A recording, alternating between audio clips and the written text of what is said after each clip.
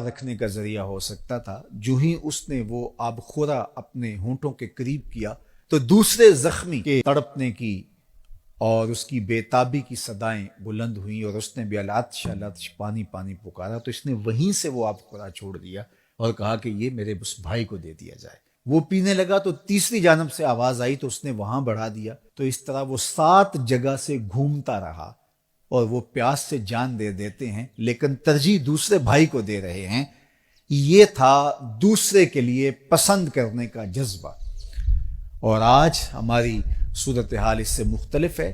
اس لیے آج ایک ماں کے بیٹے، ایک باپ کے بیٹے ایک دوسرے کے لیے سینوں میں نفرت رکھے ہوئے زندگی کو کتنی تلخی سے بسر کر رہے ہیں۔ زندگی محبت سے گزرتی ہے، نفرتوں سے نہیں گزرتی۔ جب آپ کا دل کشادہ ہوگا، دل کا شیشہ صاف ہوگا، یہ شفافیت زندگی میں جمال پیدا کرے گی، زندگی میں خوبصورتی پیدا کرے گی۔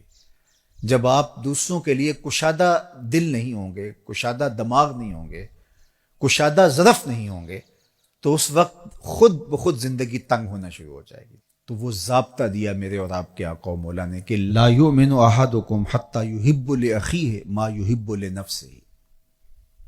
خوبصورت معاشرت کی ضمانت ہے حضور علیہ السلام کا یہ فرمان۔ یہ دلوں کی تختیوں پہ نقش کر لیجئے اور اس کو زندگی کا منشور بنا لیجئے۔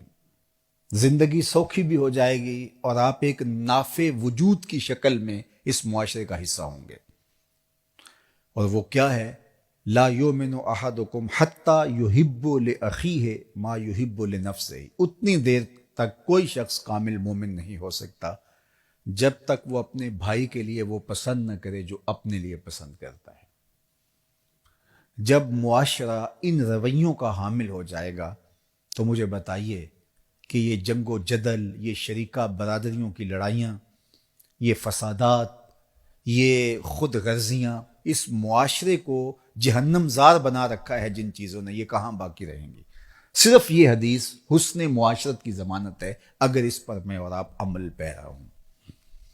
اس لیے مجھے اور آپ کو یہ طے کر لینا چاہیے کہ یہ زندگی کا بہترین اسلوب ہے اور خوبصورت انداز حیات ہے جو سکھایا گیا، اور ایمان کی ایک خوبصورت تعبیر پیش کی گئی کہ کامل مومن ہوتا کون ہے۔ ہم نے ایمان، صوم و صلات کو قرار دے دیا ہے۔ اس میں کوئی شک نہیں کہ صوم و صلات کے بغیر ہمارا دین مکمل نہیں ہوتا، لیکن جس طرح صوم و صلات، عبادات اور دیگر چیزیں ہمارے اوپر لازم اور ضروری ہیں، رویوں کی خوبصورتی بھی اسی طرح ہمارے اوپر لازم اور ضروری ہے، اور اس کی جو تربیت ہے وہ ان اصولوں پر ہوگی۔ تو آئیے میں اور آپ ذرا اپنے اندر جائزہ لیں کہ ہمارے وجود کی وجہ سے، ہمارے انداز کی وجہ سے کسی دوسرے کو تکلیف تو نہیں پہنچ رہی، اور ہم کیا جو اپنے لیے سوچ رہے ہیں وہ دوسروں کے لیے سوچتے ہیں یا نہیں سوچتے۔ خوبصورت انسانی رویے اسی معاشرت میں پنپتے ہیں جب اس طرح کی سوچیں نشو و نما پاتی ہیں، اور اس کے مقابل جب خود غرضی کا مزاج پیدا ہوتا ہے تو پھر معاشرہ انسانوں کا معاشرہ نہیں رہتا، وہ وحشیوں کا اور درندوں کا معاشرہ ہو جاتا ہے۔ اس لیے یہ حضور علیہ السلام کا فرمان کہ اتنی دیر تک کوئی شخص کامل مومن نہیں ہو سکتا جب تک وہ اپنے مومن بھائی کے لیے وہ پسند نہ کرے جو اپنے لیے پسند کرتا ہے۔ ہمیں پتہ ہے کہ ہمارے لیے اچھا کیا ہے اور ہم کن چیزوں سے سرشاری خوشی اور فرحت محسوس کرتے ہیں، اور ہم وہی اپنے دوسرے بھائی کے لیے جب کریں گے